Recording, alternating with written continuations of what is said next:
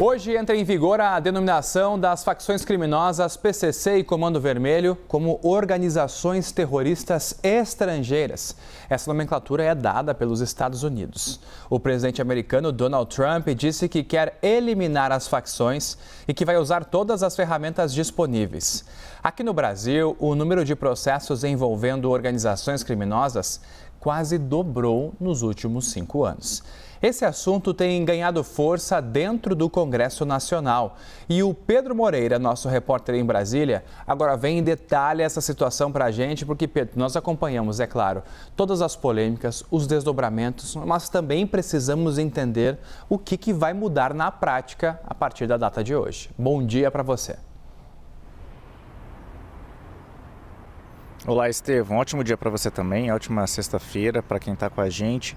Esse anúncio tinha sido feito pelo Departamento de Estado norte-americano, que é equivalente ao nosso Ministério das Relações Exteriores. Foi feito na quinta-feira da semana passada, dia 28, quando nenhum comunicado assinado pelo secretário de Estado Marco Rubio, o governo americano informava que Comando Vermelho e Primeiro Comando da Capital já passavam a ser, a partir daquele dia, organizações terroristas globais especialmente designadas e que a partir de hoje, no dia 5 de junho, essa classificação mudaria para organizações terroristas estrangeiras. São classificações previstas na legislação interna dos Estados Unidos e que permitem ao governo de lá tomar medidas contra esses grupos ou contra pessoas e entidades que tenham algum tipo de relação com essas organizações.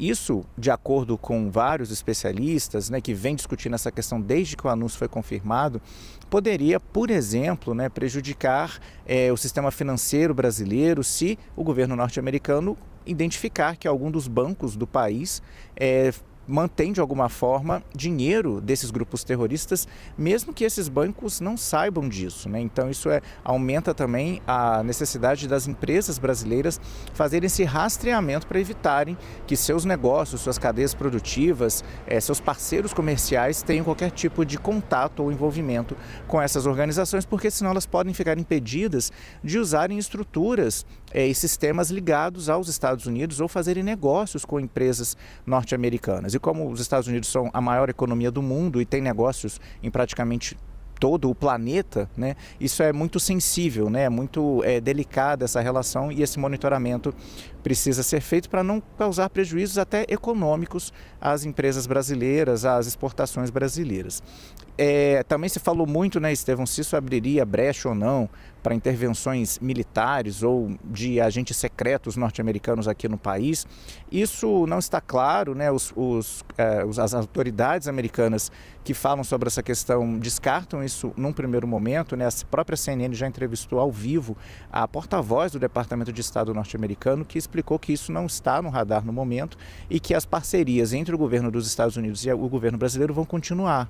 Mas isso abre brecha, então, para novas ações por parte do governo americano. Aqui no Brasil, Estevão, a gente lembra que a classificação dessas organizações não muda, porque pela nossa legislação elas entram na classificação da Lei das Organizações Criminosas, que estabelecem critérios para definir esse tipo de grupo. Pela legislação atual, que foi até alterada recentemente por aquele projeto de lei antifacção, uma organização criminosa é quando há associação de associação de 4 ou mais pessoas com divisão de tarefas e o objetivo de obter vantagem por meio de práticas de crimes.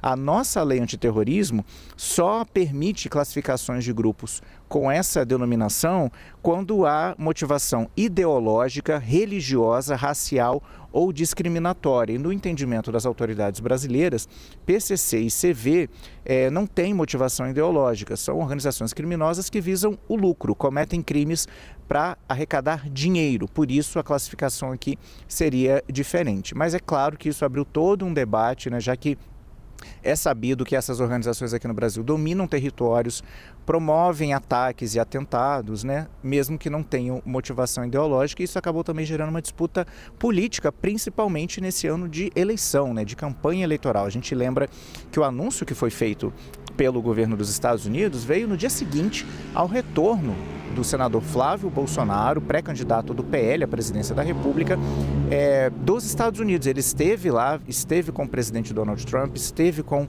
o secretário de Estado Marco Rubio e na saída desses encontros disse que tinha pedido a eles essa classificação desses grupos como grupos terroristas e o anúncio veio alguns dias depois. Fontes internas, até a própria CNN já tinha noticiado isso, mostram que essa decisão já estava tomada há alguns meses, inclusive teria sido, o governo brasileiro teria pedido que o anúncio fosse adiado para não coincidir com a ida do presidente Lula a Washington, ele que também se encontrou com o Donald Trump antes de Flávio Bolsonaro, mas o governo americano decidiu fazer o anúncio logo depois da visita de Flávio Bolsonaro, o que acabou sendo usado pela pré-campanha do PL como uma tentativa de fortalecer a campanha do senador que vinha sofrendo com a divulgação das relações dele com o banqueiro Daniel Vorcaro, dono do Banco Master. Isso também gerou disputa no Congresso, a boa parte da oposição ao governo Lula no Congresso defende a classificação de CV e PCC como grupos terroristas, tanto que no dia seguinte ao anúncio lá por parte do governo americano, já foram protocoladas várias propostas no Congresso Nacional visando alterar a lei brasileira para permitir essa mesma classificação. Estevão, e no meio dessa discussão toda, a gente tem dados do Conselho Nacional de Justiça que mostram um aumento significativo em ações penais envolvendo essas organizações. O CNJ faz um levantamento das ações em primeira instância em todo o país, faz parte do painel nacional do crime organizado, que é um painel do CNJ, que faz a classificação de ações penais enquadradas na lei das organizações criminosas.